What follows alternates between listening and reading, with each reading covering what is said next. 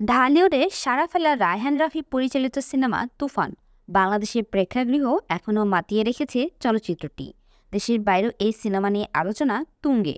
সম্প্রতি সিনেমাটি মুক্তি পেয়েছে প্রতিবেশী দেশ ভারতেও। তুফান নিয়ে দেশটির গণমাধ্যম আনন্দবাজারকে একটি সাক্ষাৎকার দিয়েছেন রাফি। সাক্ষাৎকারে তুফান নিয়ে নানা প্রশ্নের জবাব দেন এই নির্মাতা। তবে সাক্ষাৎকারের শেষ দিকে তমা মির্জার সঙ্গে প্রেম ও বিয়ের গুঞ্জন প্রসঙ্গ চলে আসে। চলতি বছরেই নাকি রাফি ও তমার বিয়ে হচ্ছে। এমন প্রশ্নের জবাবে পরিচালক বলেন, এখনও এমন কোনো পরিকল্পনা নেই। আরও কয়েকটা হিট সিনেমা পরিচালনা করতে চাই, তারপর বিয়ে নিয়ে ভাবা যাবে। রাফির সুরঙ্গ ছবির ময়না চরিত্রে অভিনয় করে আলোচিত হন তমা।